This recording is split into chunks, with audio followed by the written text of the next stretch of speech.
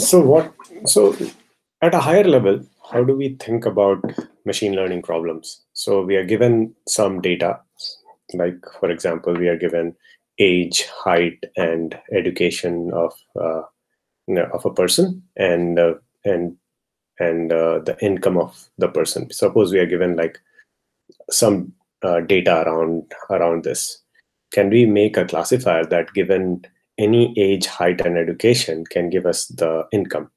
So this is a typical machine learning problem. So the way we model it is y is equal to fx plus epsilon, where y is the income, fx is the effect of age, height, and education that we are trying to model, and epsilon is an irreducible error, which can be impacted by factors that are not related to age, height, and education, which could be like, for example, geographic location, which could affect income. And so another way to think about it is like a probability distribution. So let's suppose we were given the probability distribution of age, height, education, and income. Then we could then these data points that are given to us could just be samples from this probability distribution. So but generally we are not given the probability distribution in real life. We are only given data points. So in machine learning, we are trying to model this probability distribution, and sometimes we assume a probability distribution to be able to intuitively understand some of the machine learning results. So let's understand. So this lecture is for regularization, which means how do we, given test data, how do we given some test points, how do we make sure that our classifier works, or given some training points, how do we make sure our classifier works well in the real world, like given some test points. So we'll start with some basics. So let me see if there are any questions. Okay. So one measure. How do we determine how good the classifier is doing on test data? So one measure could be that we get like we get a test set, test data, and we get a mean square error. We apply our model on each of the points on the test data. We get corresponding y's for the test data, and we know the actual y's, so we can subtract them and see how much the difference is, and we can do a squared error, sum of squared error as well. So that could be a measure of how well our classifier is performing. But when we get we can also try like a number of different models and pick the one which gives the least error in those classifiers. And this is the idea behind cross-validation and a lot of other techniques. But how do we generate these different models that we test that we apply the test data to and figure out which one is the best? So one way could be that you take you increase the flexibility of the classifier, which means in a way intuitively you could think of it as like a less flexible classifier is a linear classifier. So this yellow line, if you see here, is a linear classifier, which is not a very flexible classifier. But if you make like a second degree classifier, then it's a little more flexible. Yeah, and then there is like a 16 degree polynomial if you're trying to fit it. That can be very flexible. So let's suppose what we do is we increase the flexibility of the classifier and try to figure out what the test error and the training error are.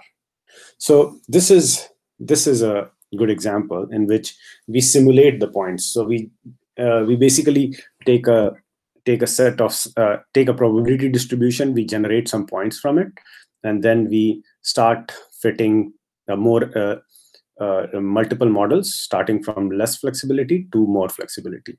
So if you see the first degree or second degree model, or the two, it's not a degree necessarily, it could be something else as well, but a model with the flexibility of 2 is underfitting, because the mean squared error is very high on the test set as well as the training set. But as we increase, the mean squared error on the test set keeps coming down as we increase flexibility.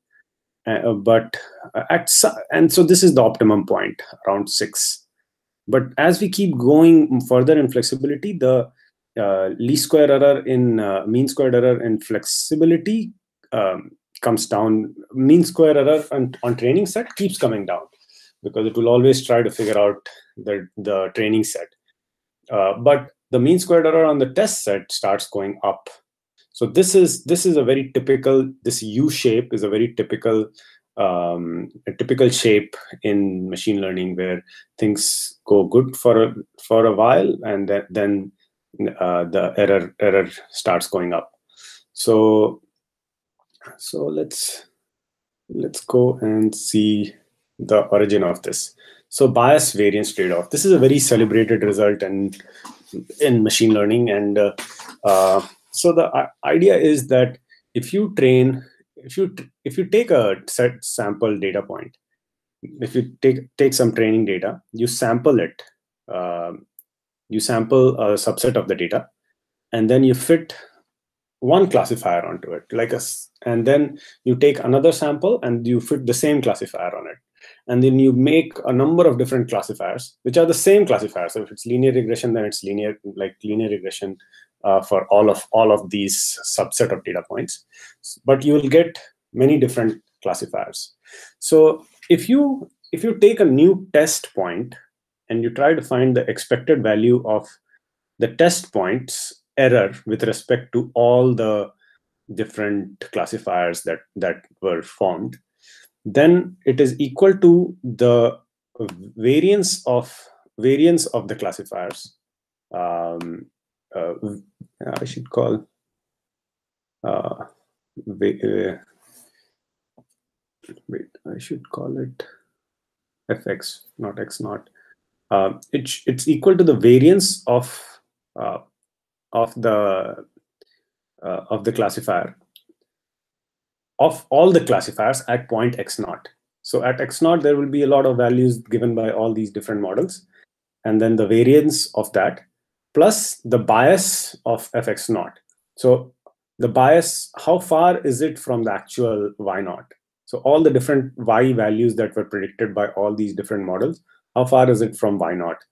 The square of that, and the variance of the irreducible error together form the actual mean squared error.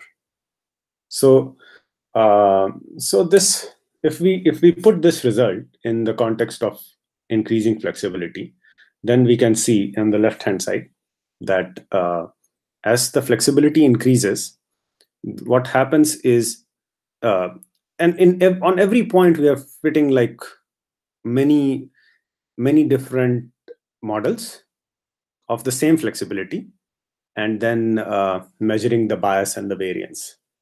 So if you see this, as we increase flexibility, this blue line, which is the line of the bias, keeps coming down, but the orange line, which is the line of the variance, keeps going up.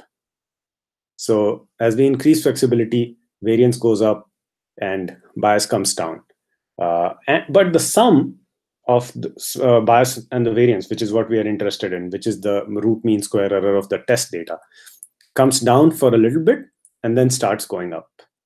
So in this case, the optimal value is around 6. In this case, the optimal value is around 3. And in this case, the optimal value is around 10. Where, in this case, you could argue that it's a very so there is a lot of variance in the data, so it needs the actual. So it also depicts how the actual probability distribution is. So it kind of says that the actual probability distribution is that generated the data is around the flexibility of 10, or the actual probability distribution that generated the data is around the flexibility of 3 in this second one. So that's the let me see if there are any questions. Oh, none. Okay. All right, so let's go to regularization. So what happens in regularization? Now, in regularization, what we are trying to do is we are trying to find this optimal point.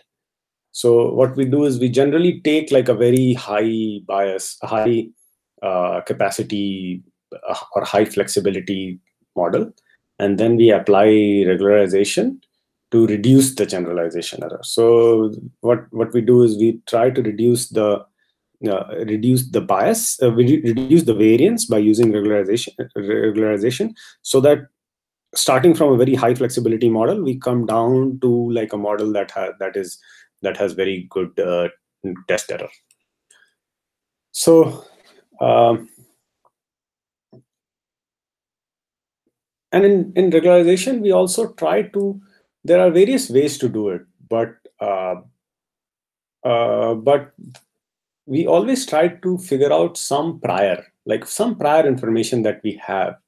We try to encode that in our learning in such a way that we can find this point.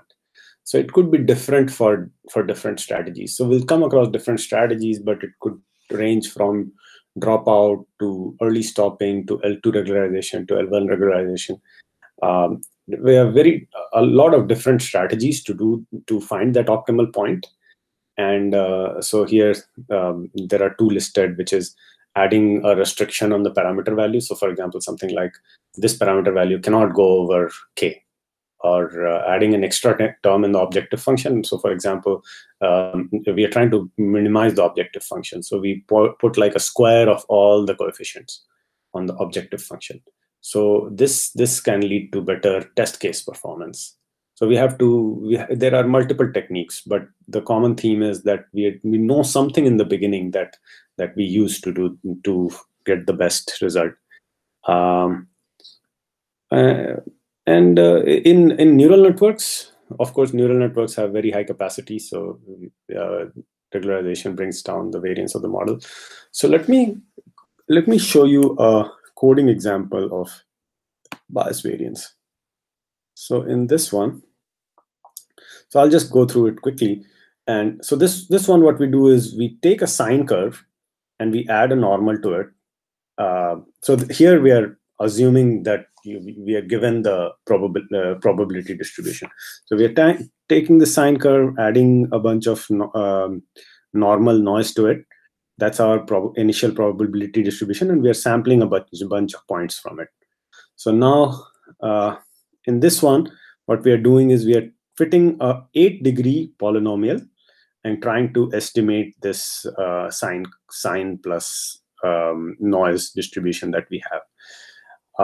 So this is how it looks like. A 8-degree polynomial will optimize it, will fit it something like this. Now what we do is we take a 4-degree polynomial, but we sample different subsets and we fit different different models onto it. So if you see, there are a bunch of different models and a bunch of different models that estimate the sine curve. Now what we do is we go and do the actual, we increase the flexibility and we fit a number of models for each flexibility, and we figure out the bias and variance for the models, and then we plot this bias and variance. So if you see, around degree 5 we get the best point. Before that the error is reducing, but after that the error is increasing. So a polynomial degree 5 is best for approximating something like some sine curve like this. So so this is the idea behind bias variance trade-off. So let's go to let's see if there are any questions. No. So parameter non-penalties. So non-penalties are one way to do regularization. So by non-penalties we mean so norm of a vector is basically the length of the vector. So it's always positive. And so we add if you see the weights as a vector, then they will have a length. And we want to make sure that that length, if it's too much, then we add a penalty. So that's what is called a norm penalty. And so we could write it. So we could take the norm penalty as sigma of theta, where theta and w are the same things. Weights, theta is just weights, and we also take a hyperparameter alpha and we add alpha and then the norm penalty. So the norm penalty could be norm multiplied by 2. It could be norm just norm squared or norm cubed, anything. But this, we are trying to add this term to the original cost function and try to reduce the value.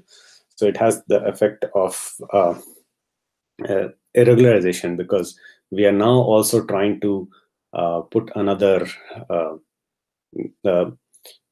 restriction on the theta or w. And so different forms of norm, whether it be L1 norm, L2 norm, have different characteristics. So for example, if you just add the absolute value of the of all w's, and then take that as a norm, then it's then it leads to feature selection, which means some it will prefer some features which have a large say in the output versus others. So it will do some it will have different properties. And just to note, for neural nets, weights are regularized, but biases are not generally regularized, because biases do not lead to so much variance. And if you try to regularize biases, then the model capacity becomes too low, and it leads to underfitting. And also in neural networks, for every layer you could have a different alpha, this alpha hyperparameter, or you could have the same alpha for every layer. Okay, so L2 regularization. So L2 regularization going forward, some properties of L2 regularization.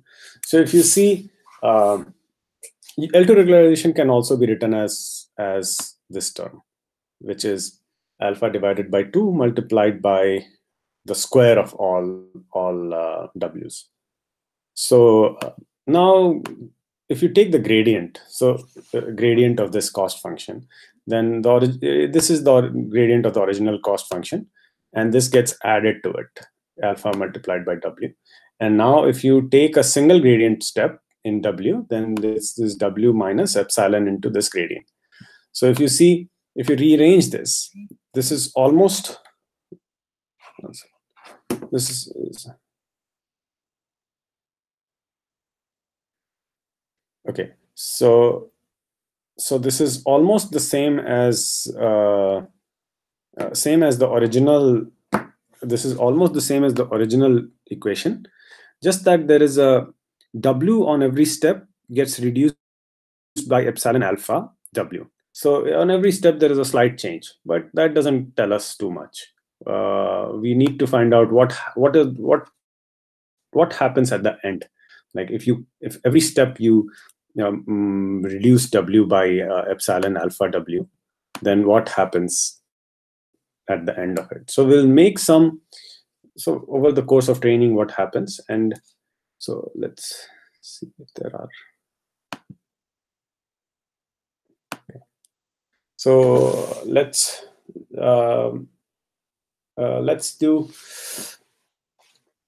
So we will make some So to analyze this, we'll make some simplification. So one simplification is that we are assuming that the cost function itself is just quadratic in W, and so that way we can say, like for example, in linear regression, we have a quadratic cost function. So for any point J bar W is, and let's suppose W star is the minimum point, like where the minimum cost function occurs. And we do J bar W is equal to J bar W star plus half multiplied by, so if you do a Taylor series expansion, so this is the minimum point, and the first order derivative at the minimum point is 0. So there is no second order, first order. The second order term is this, and there is no third order because we are assuming that the cost function is quadratic. So the second order term will look something like this. This is half multiplied by W minus W star multiplied by the Hessian, which is the second order matrix, multiplied by the same W minus W star. Now, there's one good thing about this, that every term, this term is this term is a scalar, right? And this scalar is always this is a scalar. W minus W star. Yeah, this is a scalar, and this scalar is always positive for any W, because W star is the minimum point. So J cannot go below W star. J cannot go below JW star. So this term has to be always positive.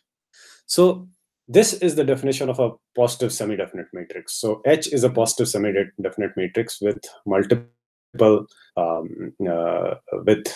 with all positive eigenvalues. And so now so given this term, if we try to figure out the derivative of JW, then it's just H W minus W star. Now to get so in this case, you can see that the minimum happens at W star, because if you equate this to 0, then W is equal to W star gives you the minimum point. But what happens if you add a alpha W to it? So if you have a regularization term, then this derivative term will become H W minus W star plus alpha W. So now if you rearrange this, and H is a positive semi-definite matrix, so you can write it as a Q delta Q transpose, where delta is the matrix, is the diagonal matrix of eigenvalues, yes, which are all positive. And now if you rearrange this, then you will get something like this. This is the equation for the optimal weight. If you solve this equation and substitute H with Q delta Q transpose. Now the thing is, if you put alpha is equal to 0, then all these terms cancel out and it becomes W star. But if you put alpha I, then what happens is, you can think of it as this way. W Q transpose takes it to the coordinates of the eigenvectors. Then this term actually intuitively, this term actually expands and these are both, if you see, these are both diagonal matrices. So what these do is they stretch each component in the eigen coordinates by a lambda I divided by lambda I plus alpha, which is lambda I is the ith eigenvalue, and then it brings it back to the regular coordinate space. This Q brings it back. So you can think of it this way. And if you look at this value, lambda I divided by lambda I plus alpha. So so if the lambda I is too small, then it gets affected too much. So if lambda is 0.1 and alpha is 10, then it's almost 0. But if lambda is 10 and alpha is 10, then it doesn't get affected by this transformation that much. So it squishes the slower eigenvalues by more than the larger eigenvalues. So this is another way to look at it. So let's see if the unregularized cost function is this upper contours, the solid contours, and W star is the optimum point. These contours are the equal value points. Now these dashed contours are the contours for the regularization function. So now W star, if you see, has almost equal W1 and W2. But if you see in W2 direction, the gradient is going fast, is more than W1 direction, because it's going, the contours are moving faster. Now you can also say that the Hessian has a higher eigenvalue in this direction. So we will, and let's suppose W bar is the point where the optimum occurs when we add the regularization function with the cost function. Now, if you see, W bar has squished the W1 coordinates much more than it has squished the W2 coordinates, and you can see that W2 had a higher eigenvalue because it has a greater gradient. So that's the so let's do a similar analysis for L1 regularization. So we'll do, let's see.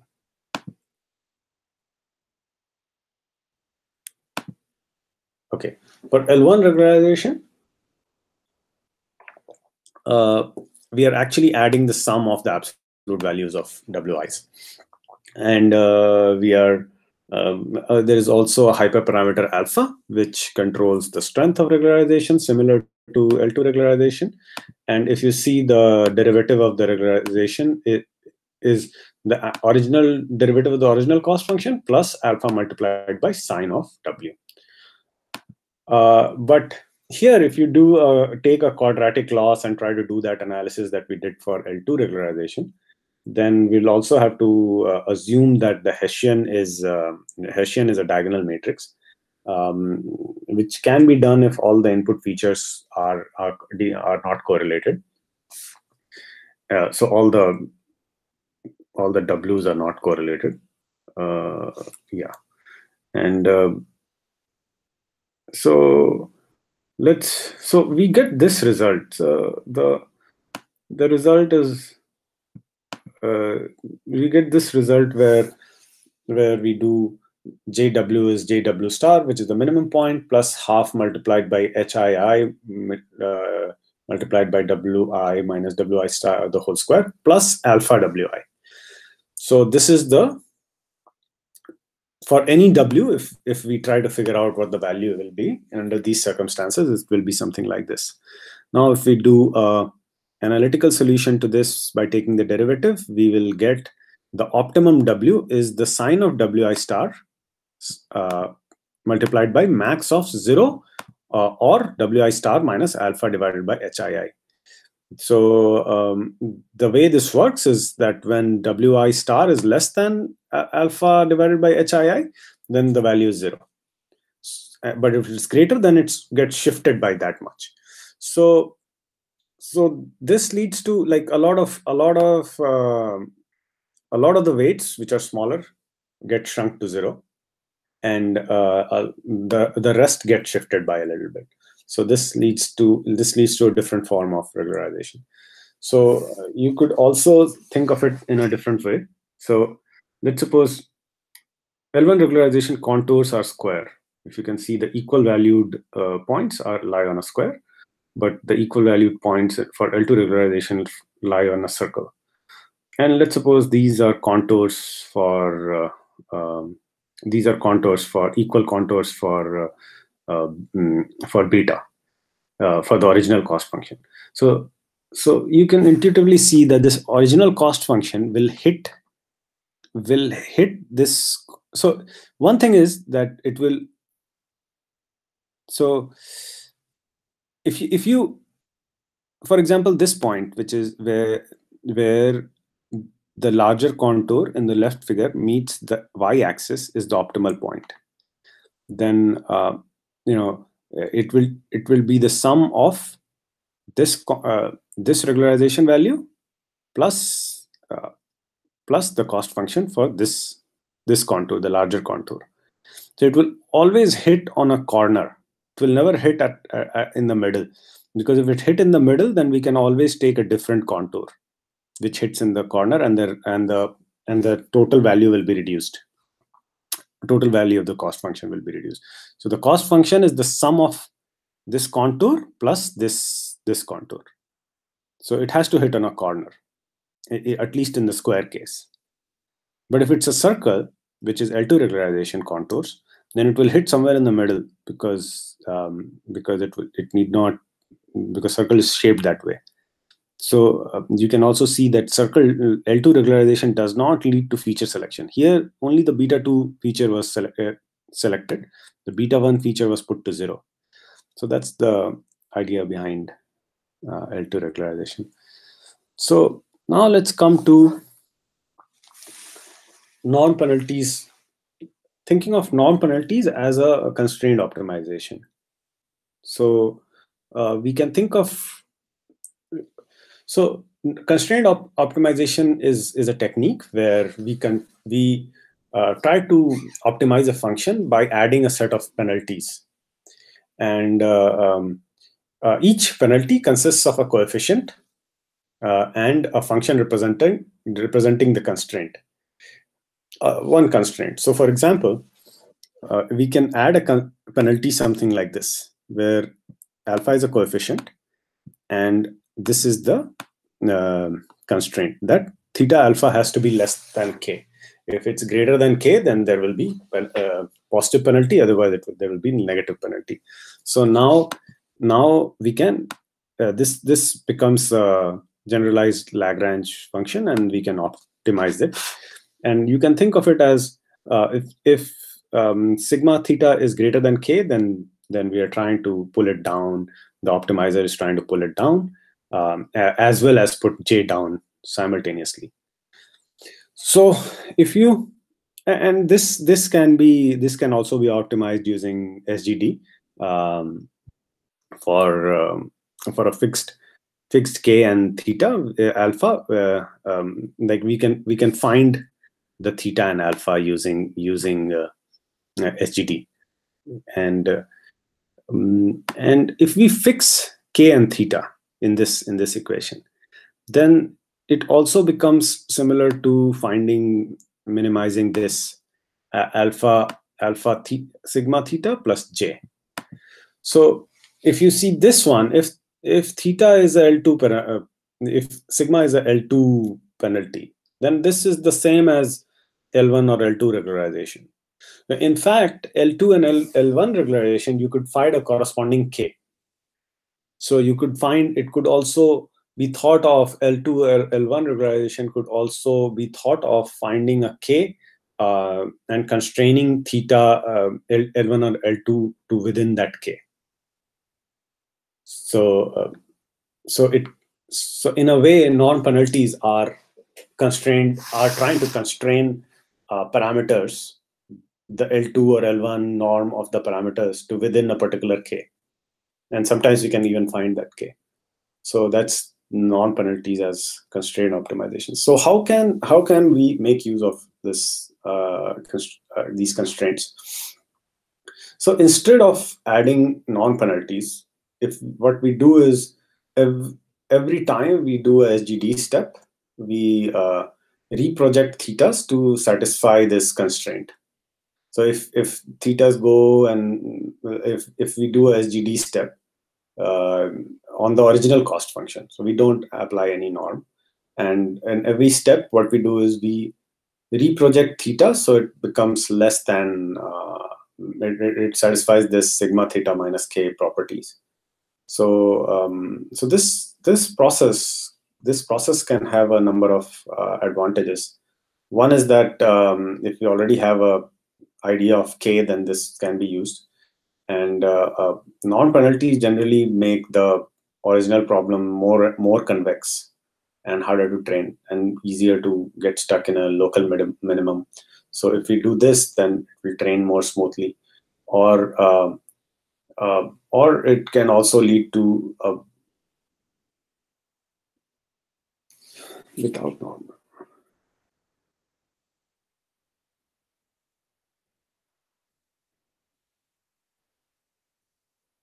Yeah, but we have to keep in mind that without non-penalties, if we are using very large learning rates, then the gradient, if the gradient is large, then it can lead to numerical errors very fast. Like on every step, it will get multiplied by something, some big number, and it will lead to a numerical error very fast.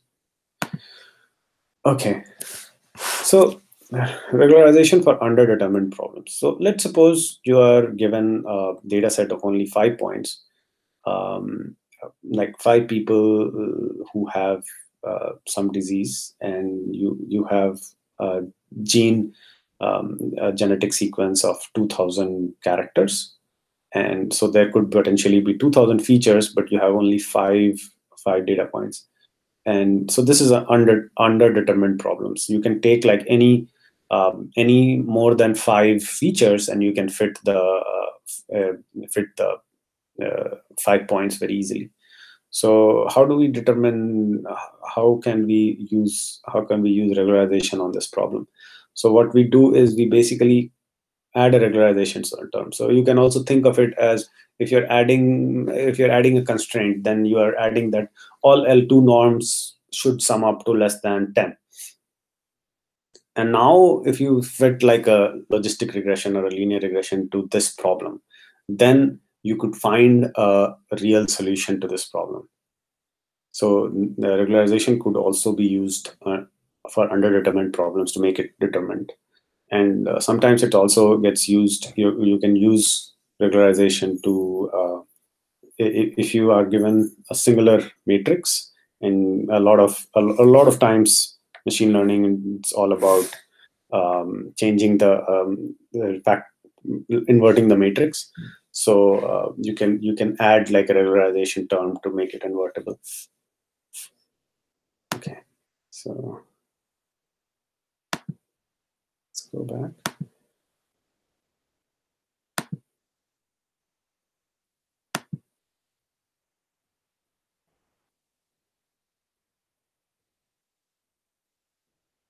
Okay.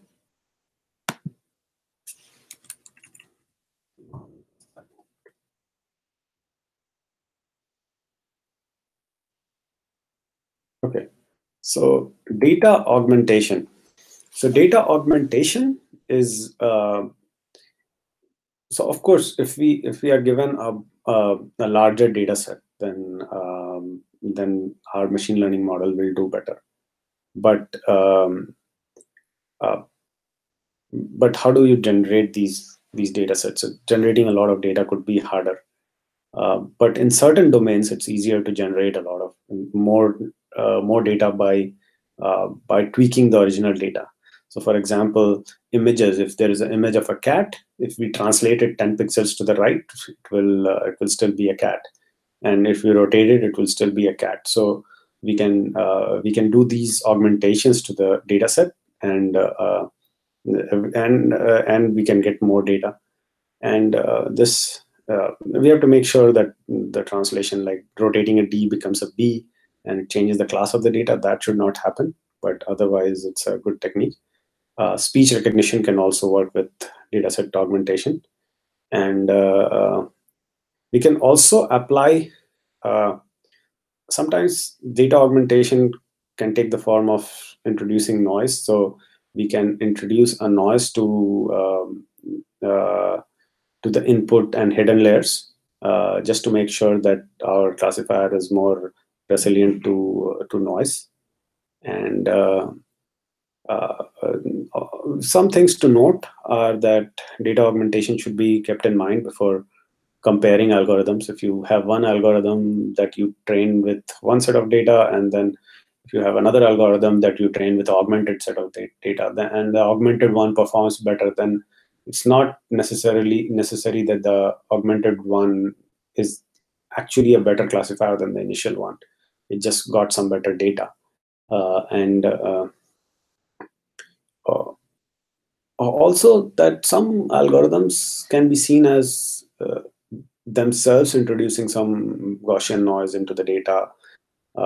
So how can that be called data augmentation? Data augmentation generally refers to like using the domain specific techniques. So in image or speech, we have domain specific techniques to augment data, and those are called data augmentation, and not like some something that could be considered part of the machine learning process itself. So let's go to the next slide. So there could also be noise robustness for weights. So noise robustness for weights means that instead of introducing noise to the input, the activations of hidden units and input units, what we do is we introduce noise to the weights itself.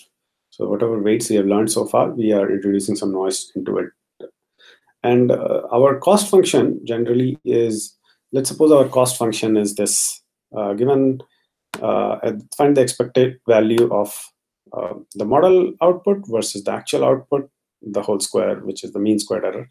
And if we inject a small amount of error in weights, then the model output becomes this term. And if we are trying to figure out the expected value of the classifier with small error in weights, then it becomes similar to minimizing the actual cost function, but with a regularization term of and we are assuming that these noise terms are all decorrelated from each other and have a mean of nu. Then it's like using the original cost function with a regularization term, which is the expected value of the square of the gradient of x with respect to of the output with respect to w. Now, norm of the gradient, of course. So this can be also thought of as that we are constraining the norm of the gradient. By doing that, we are making sure that the gradient is low and w. So changing w by a little bit does not change the output by much. So we can get like a robust, we can get a more robust classifier that way, which does not change with w that much. Okay, so label smoothing. So this is where the previous class ended, and we will start with. So let's give it like 5 minutes, and we'll get started with the next class.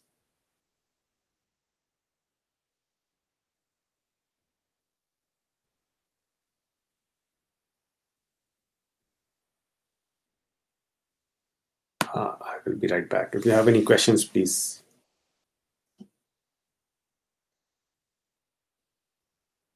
Okay, so we'll get started with noise robustness for outputs, label smoothing in a little bit.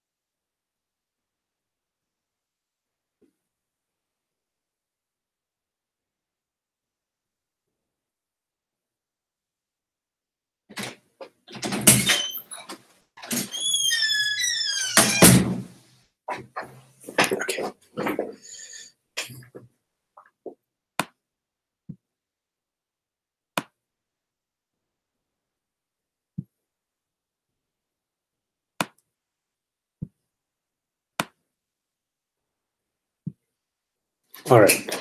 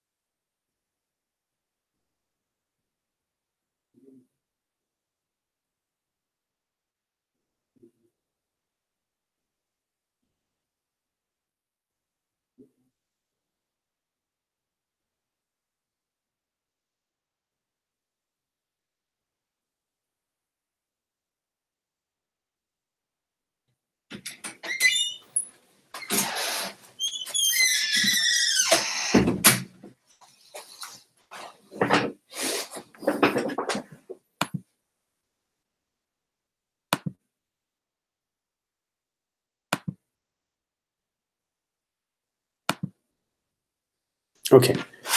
Okay, we'll start with label smoothing now. So if our output has some error, and we know that the outputs are not labeled properly, then we can model that as as a mm, as a regularization called label smoothing. So we can assume that um, there is a there is a possibility epsilon that there is an error, then all other labels are so when we do like softmax, then what we assume that one of the classes has probability one, given the test data, and others have a probability of 0. But here we'll not assume that. Instead, we'll assume that the one of them is a probability of epsilon, and the rest have the probability of no, one of them has a probability of 1 minus epsilon, and the rest has a probability of epsilon divided by k minus 1. And if we this is called a label smoothing, and we can train this instead of training the original. Um, so max likelihood on classification using softmax can be hard to learn because it never converges. But we can use like in the previous example, we can use L2 L1 regularization on the weights, but this could lead to more increased bias while we decrease the variance. Label smoothing the book claims can be a better technique because it does not increase the bias too much. So now semi-supervised learning. So what is semi-supervised learning? So instead of learning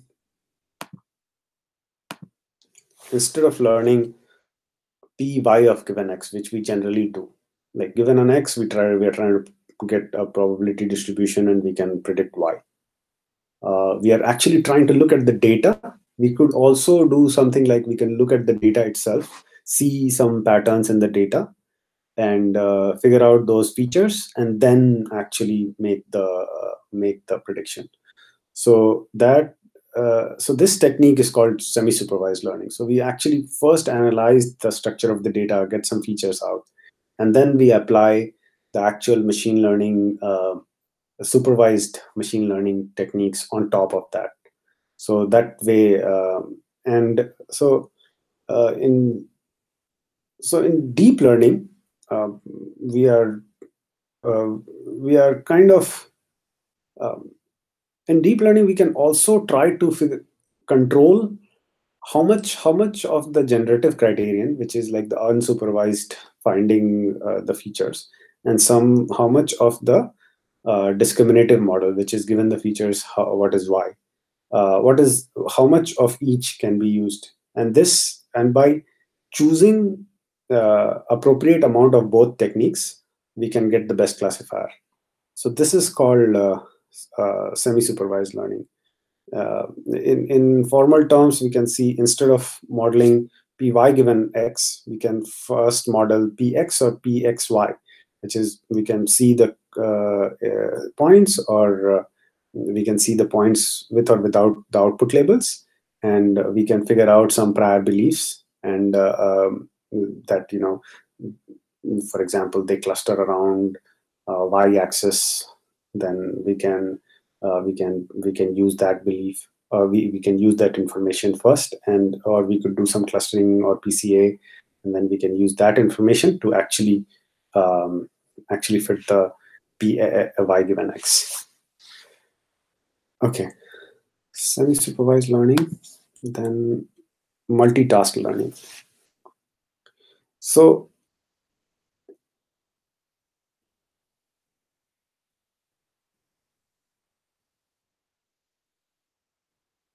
similarly, in multitask learning, if you are given two tasks instead of one task, like, given a set of points, predict the label and predict the color, let's suppose.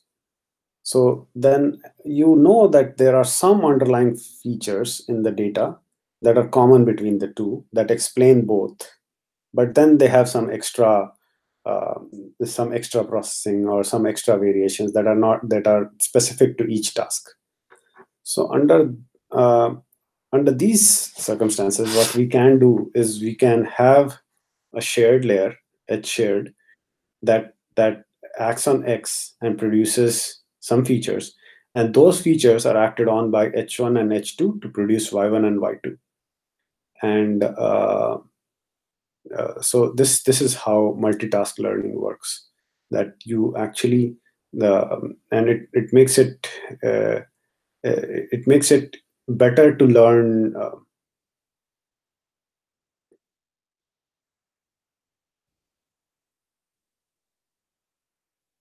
And we get more data, and H shared can be better learned under these circumstances than learning them separately.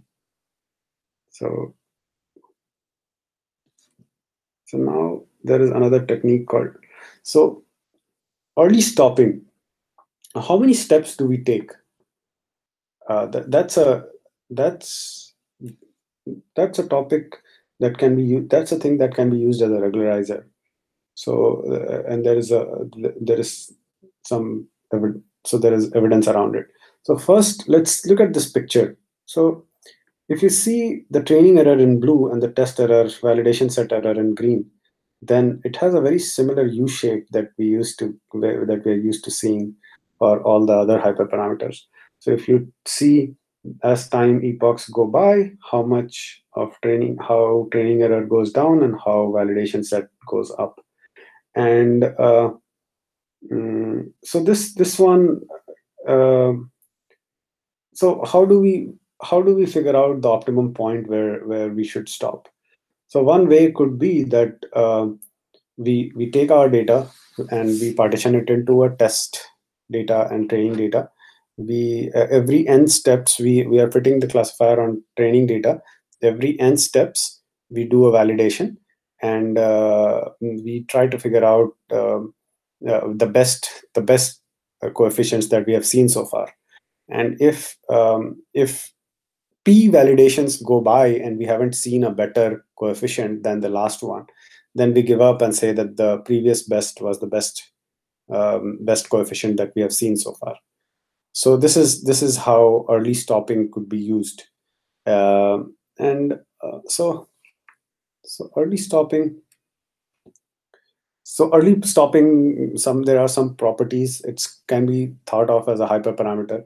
So the number of epochs that you will go can be thought of as a hyperparameter, but this hyperparameter can be very easily chosen as part of the training itself, and it's unobtrusive, which means that it does not do too much. It does not change our learning too much. It does not change the objective function or the training procedure, whichever you're using. It changes it a little bit, that you have to do validation, but you can do it in parallel. Or the set of allowable parameter values. So, so for example, if you're using weight decay, and if you choose too much weight, if you choose too much, if you choose too much alpha, then it will get then it will get trapped in a bad local minimum. But those things don't happen with the with the regularization that happens using early stopping. And it can of course be used with other regularization techniques.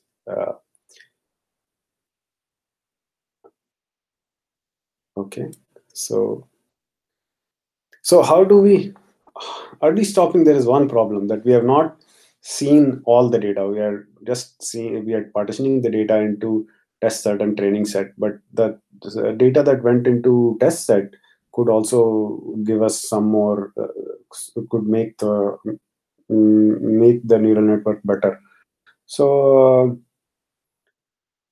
what we can do is we can initialize the model again, and we can find the number of epochs that are the best, and then we initialize the model again and we train for those many epochs. That's one way to do it.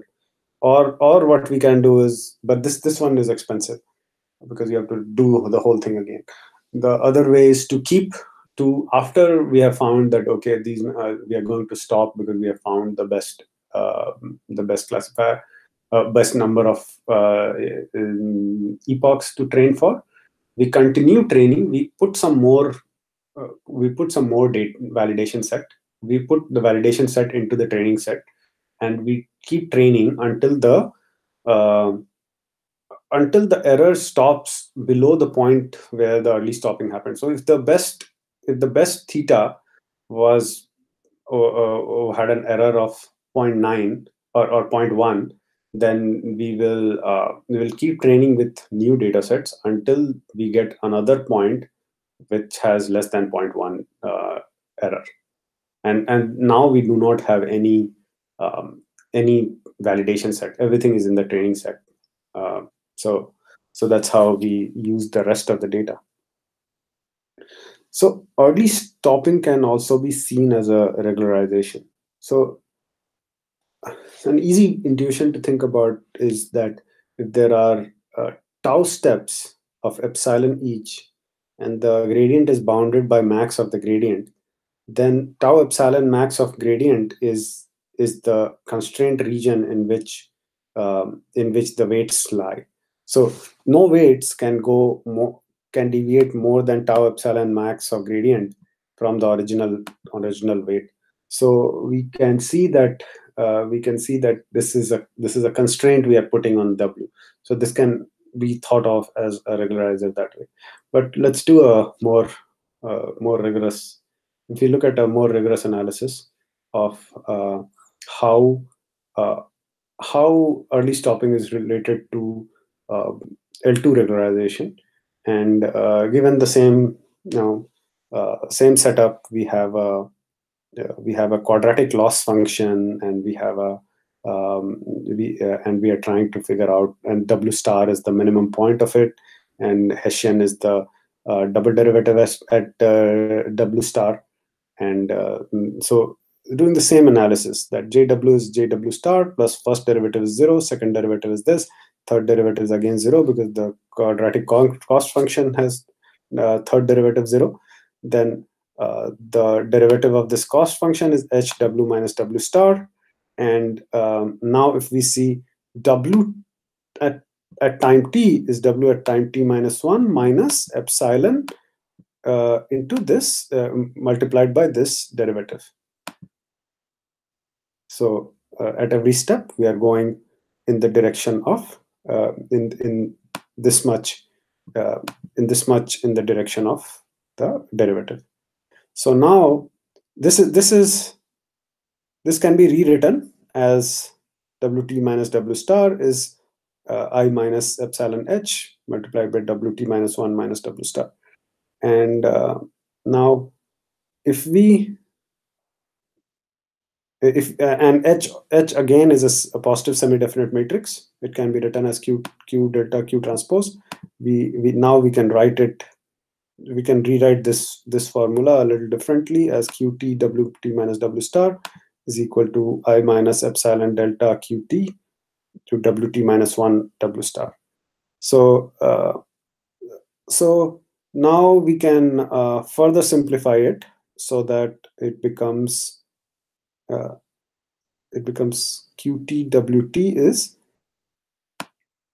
we can remove the Wt minus 1 term from here by doing progressively, by making some assumptions, and by progressively eradicating them, taking W0 is equal to 0, and with some assumptions you can prove that Wt is basically I minus this formula. And now if you see, compare it with the L2 regularization case that we thought of, that we discussed before, that in that one qt W optimal is delta plus alpha I inverse delta qt W star. So if you see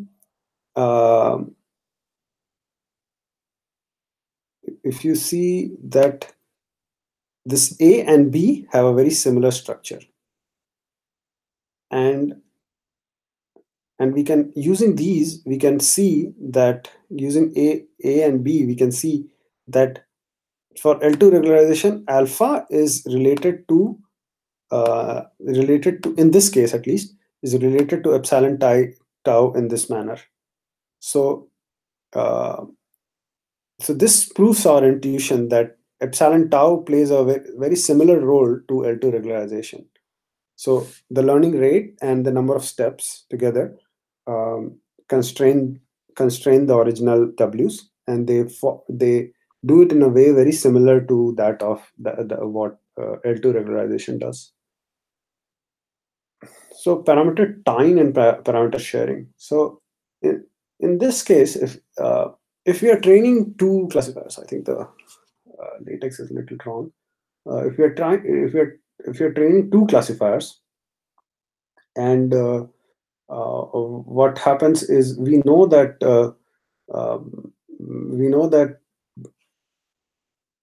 the outputs are we know that the inputs are the same and the outputs are similar. Outputs are related to each other. Then we can be sure that the weights will also be similar to each other. So what we can do is we can put a constraint that the weights have to be similar to each other. To put a constraint, we can add a regularizing term, which is something like this in the cost function, that the WA plus W minus WB has to be small as possible. So that is parameter tying. So they're independent, WA and WB, but we are trying to make them similar. But if we force it to be like same, we are saying that they have to be the same, then it's parameter sharing. So this can be used in this is used in CNN, which we'll discuss in future. so for example, if a cat's picture in CNN is shifted by 1 pixel, it's still a cat. So we know that they are both the same. So what we can do is the filter we are applying on the cat to detect a cat can have the same parameters on can share the parameters across these inputs. So that way this can be thought of as parameter sharing. But you have to kind of know the domain to be able to apply parameter sharing. So bagging is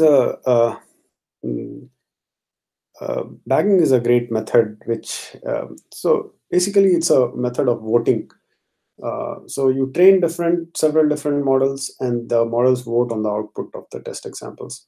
And either if it's a regression, you average the results, or if it's a classification, you take like the best result. The class for which the most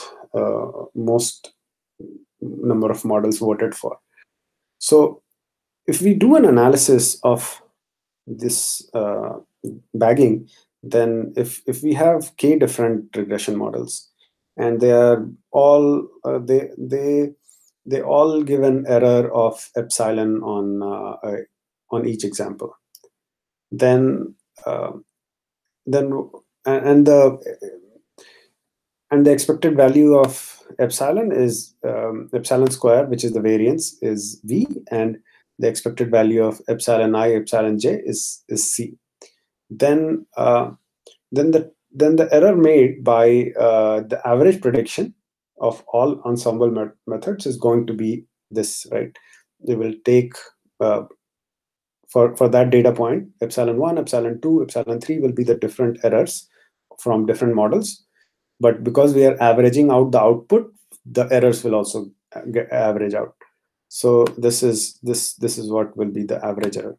But the variance can be proven to be 1 by kv plus k minus 1 divided by kc. Now this is interesting because if they are all decorrelated from each other, so c is 0, so all models are independent, they are looking at different things, then the variance will reduce to 1 by kv. So that's very good, because the generalization error will go up, will go down. And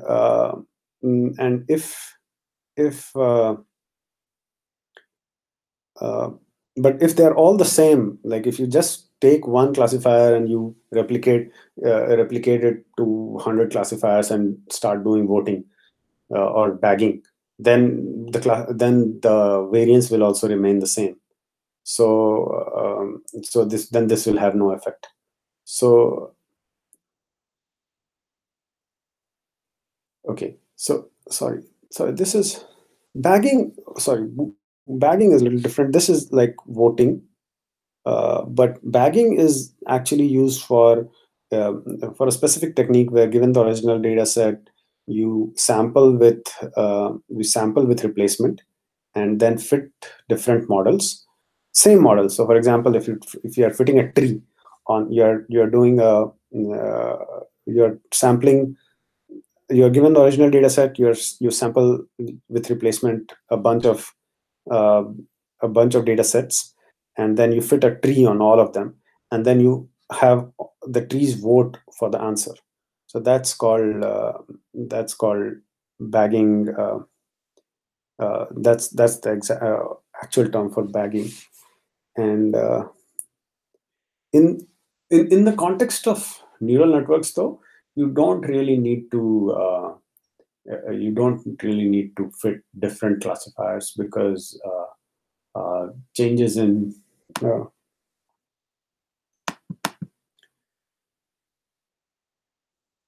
so you don't really need to construct different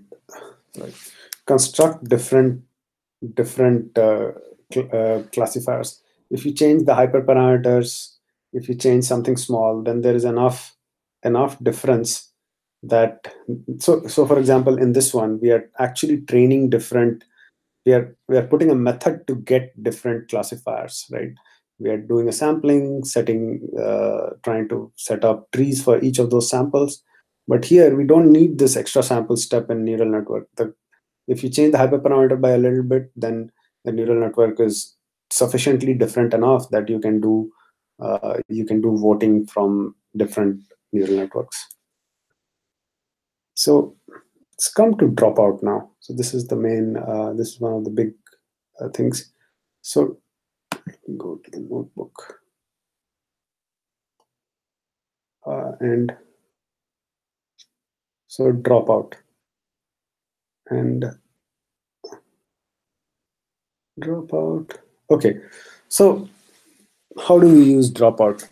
Dropout, the way we use dropout is that mini batch. Let me explain what mini batch is. What the subset of the data that gets fed concurrently into a neural network.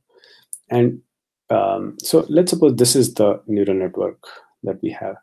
Then then what we would do is we would, in dropout, we would also add, we'll basically multiply each output by 0 or 1 depending on a mask or a probability. So what happens is, so if you see this normal neural network becomes something like this, and in every mini batch we sample this mu. And mu, so typically hidden unit, there is a 0.5 of mu has a 0.5 chance of becoming 1 and a 0.5 chance of becoming 0. And in the input units, it's a 0.8 chance of becoming a 1, 0.2 chance of becoming a 0. And we change this neural network to something like this. And then we sample mu. We sample mu, every mini batch, we sample mu, and then we run this. Then we run this whole network and do a backpropagation. So that's dropout. And so it can also be thought of as basically taking out a node arbitrarily, taking out an input arbitrarily in every mini batch. So how does that help?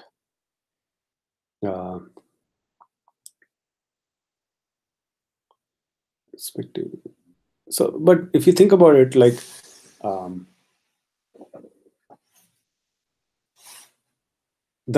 like this is a small network, but in a large network, then possibilities of mu, if you think mu as a vector, mu h1, mu h2, mu h3, the number of possible values of mu can be exponential, 2 to the power of the number of nodes or inputs. So so this can become unwieldy, but you can get like an unbiased sample by like if you want to get expected value for all mu's, then it's very hard to do because there are too many mu's. If for example this network had 1,000 nodes, then it will be 2 to the power of 1,000 different combinations of mu, so it will be harder. But let's do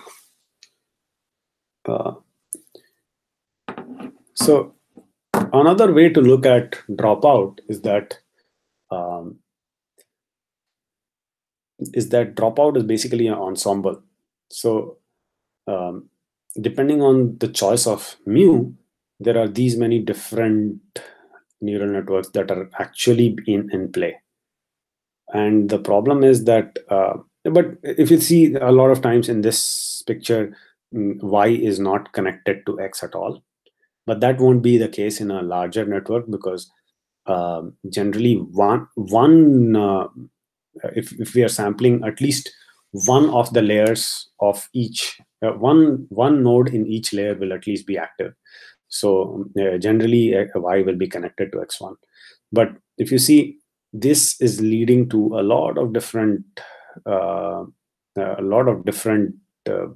neural networks or sub neural networks, and we are basically doing a ensemble of these. Now bagging there are certain differences. So in ensemble methods, you do not share parameters, but here the trick is this will, if this is like 1,000 node, then the number of subnetworks will become exponential. But the trick is that we do not. The trick is that we share the parameters, so that way we can keep it in memory. We do not. That's the only way we can keep it in memory.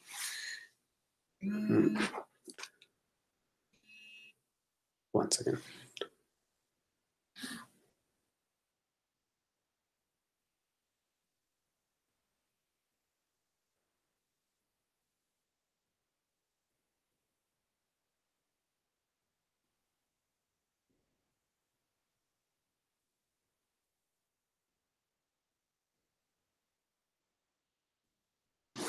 One second, I'll be back.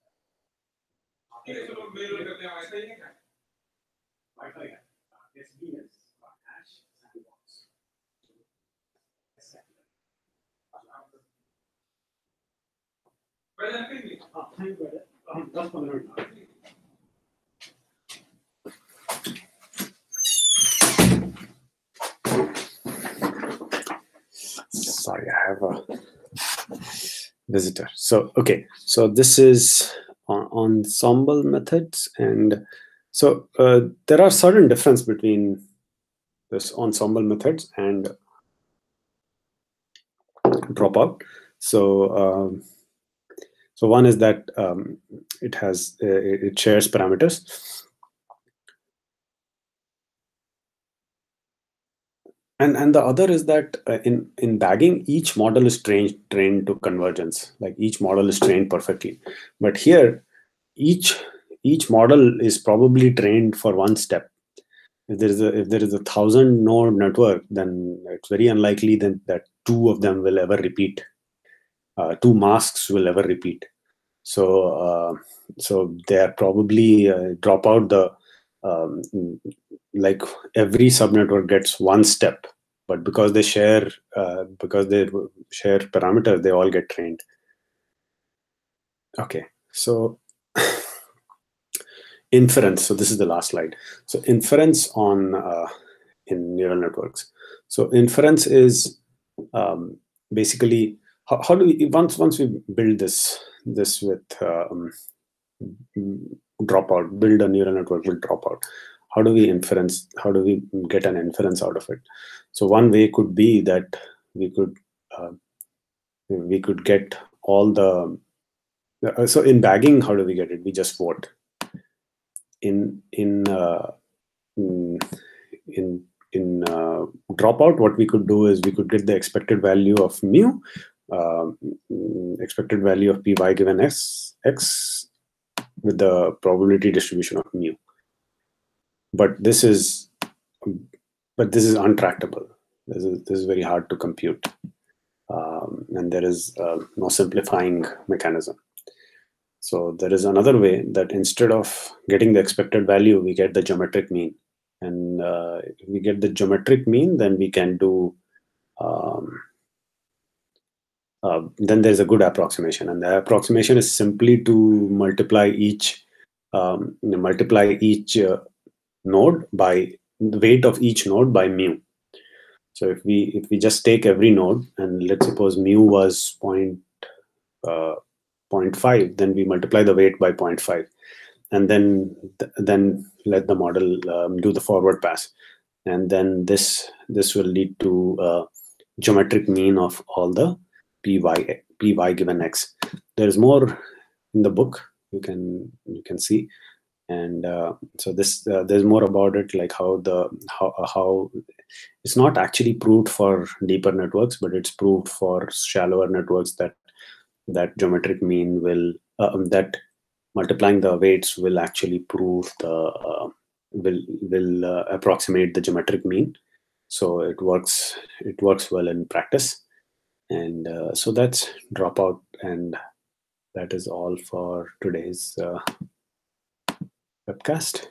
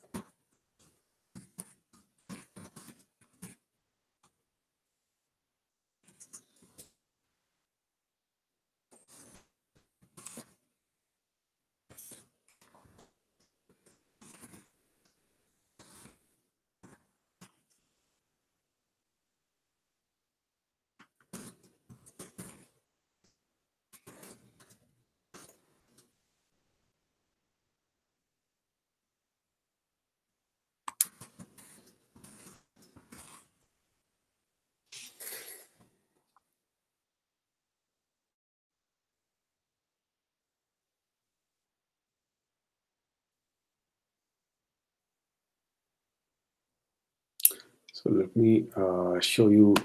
So the only big mathematics here is used was Hessian and Foster semi-definite matrices, and yeah, Hessian is very easy to at least intuitively understand. Not so it's like the double derivative of uh, of a variable with respect to of a vector with respect to a variable, or a vector with respect to another vector. Here it was a vector with respect to a variable. So so you can no, here it was a scalar with respect to a vector. So so those are, but you can just get enough, like, from each topic.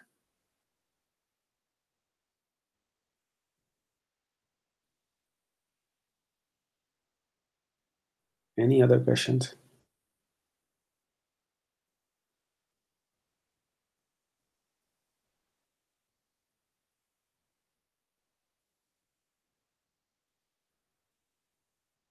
And please feel free to write to us, or on Facebook or anywhere else. And if you have any other questions, or our email is info@datacabinet.systems.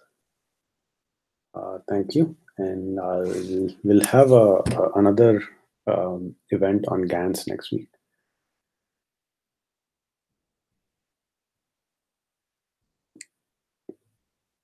Thanks. Take care. Bye.